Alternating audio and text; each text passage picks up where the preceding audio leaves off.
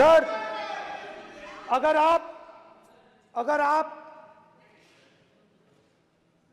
हिंदू धर्म के जो महापुरुष हैं,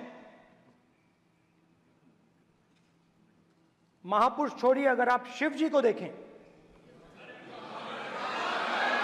तो क्या हो रहा है सर?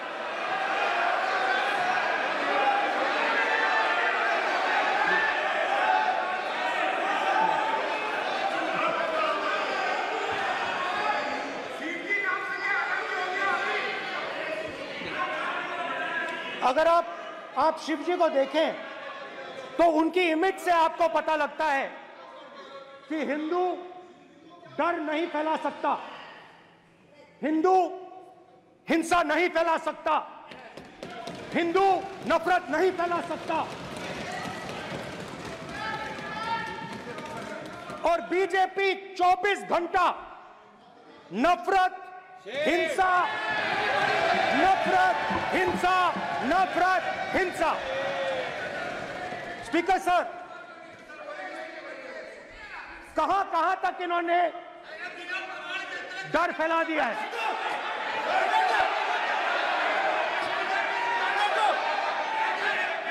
प्लीज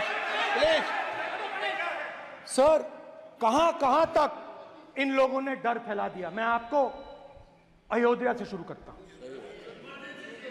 सर नमस्कार। अयोध्या ने आपको मैसेज भेजा, अयोध्या ने राम भगवान। मेरा व्यवस्था का सवाल है।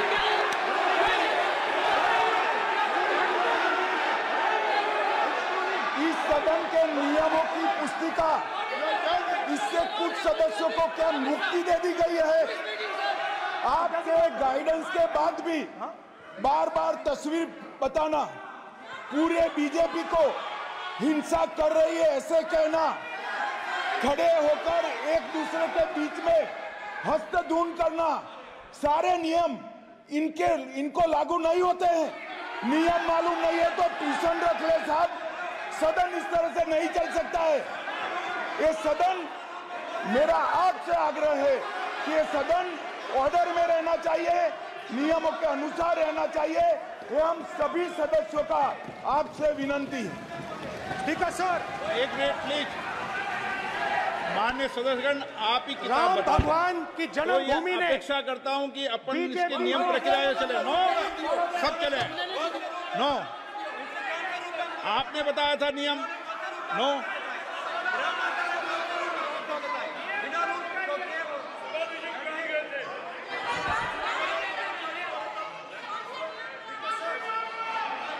माइक दीजिए सर। हाँ सर, मेरा सवाल है सर, इस माइक का कंट्रोलर किसके हाथ में?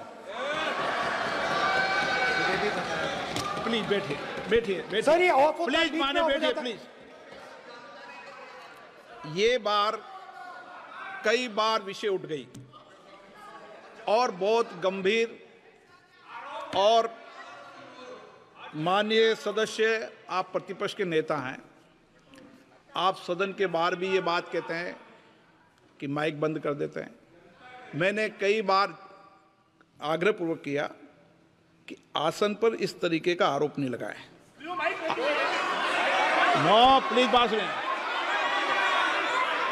आसन पर सभी दल के, प्लीज, आसन पर सभी दल के लोग बैठते हैं और सभी दल के लोग सभापति तालिका पे हैं, और सब जानते हैं कि एक व्यवस्था होती है, जिस भी माननीय सदस्यों को आग्रह किया जाता है बोलने का वो बोला जाता है, और जिसको आग्रह नहीं किया जाता उसका माइक चालू नहीं होता।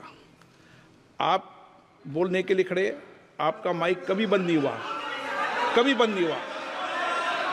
आप अगर आसन में जो भी विराज रहे हैं वो अगर आपका नाम नहीं पुकारते हैं तब माइक चालू नहीं होता। ये व्यवस्था हमेशा इस सदन की रही है, पुराने में भी और नए में भी। कभी आसन पे व्यक्ति पर माइक का कंट्रोल नहीं होता। दूसरा, माननीय प्रतिपक्ष के आप नेता हैं और आपसे ये अपेक्षा की जाती है कि आप लोकसभा की प्रक्रिया का संचार नियम का पालन करें, संविधान की जो व्यवस्थाएं दे रखी है उसकी पालन करें, और सदन में बोलते समय किसी भी धर्म को के ऊपर ऐसा आक्षेप नहीं करें जिससे पूरे देश के अंदर विषय पैदा हो। यह आपसे अपेक्षा की जाती है। सर, मैं बिल्कुल आपकी रिस्पेक्ट करता हूं स्पीकर सर, मगर मेरे भाषण के बीच में सच्चाई ये है कि माइक ऑफ हो जाता है। मैं क्या करूं, हो जाता है वो। अब आपने देखा मैंने अयोध्या शब्द यूज किया और माइक ऑफ हो गया। नो, अरे ये प्रधानमंत्री मोदी जी के टाइम में आधा पैरा आएगा क्या? तो अयोध्या ने राम भगवान की जन्मभूमि, प्लीज ब्रदर, राम भगवान की जन्मभूमि ने बीजेपी को मैसेज दिया, और ये आपके सामने मैसेज बैठे हुए हैं। मैंने इनसे पूछा, कल कॉफी पी, इनसे मैंने पूछा कि बताइए ये हुआ क्या। बीजेपी ने राम मंदिर का इनॉग्रेशन किया, बोलने दीजिए, राम मंदिर का इनॉग्रेशन किया। अरे भाई, आप हार गए, उसको सहन करिए। नाम बोलने की कोई जरूरत नहीं है, मैं भाषण दे रहा हूं, आप नहीं दे रहे हो। मुझे बोलना है जो बोलना है, मुझे नाम लेने की कोई जरूरत नहीं, मुझे जो बोलना है मैं बोलूंगा। तो अयोध्या ने मैसेज दिया और मैंने इनसे पूछा कि हुआ क्या, और इनका जवाब आया। मैंने उनसे पूछा कि आपको कब पता लगा कि आप अयोध्या में जीत रहे हो, और आपने कहा पहले दिन से मुझे पता था। सही बात। और मैंने कहा ये क्या हुआ, उन्होंने कहा राहुल जी, अयोध्या में एयरपोर्ट बना, अयोध्या की जनता से जमीन छीनी गई और आज तक उन्हें मुआवजा नहीं मिला है।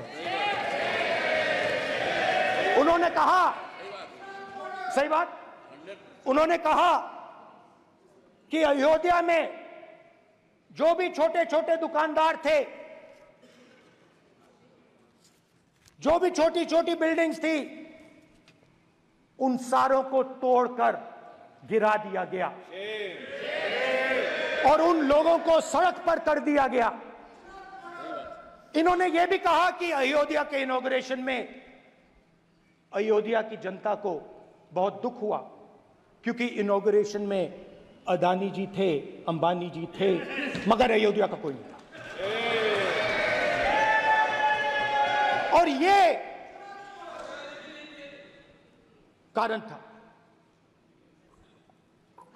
था कि अयोध्या की जनता में, उनके दिल में नरेंद्र मोदी जी ने भय डाल दिया। उनकी जमीन ले ली, उनके घर गिरा दिए, और फिर अयोध्या के गरीब लोगों को, किसानों को, मजदूरों को मंदिर के इनॉग्रेशन तक नहीं जाने दिया। मंदिर के इनॉग्रेशन छोड़ो, उसके बाहर भी नहीं जाने दिया। और इसीलिए अयोध्या की जनता ने सही मैसेज भेजा। अच्छा,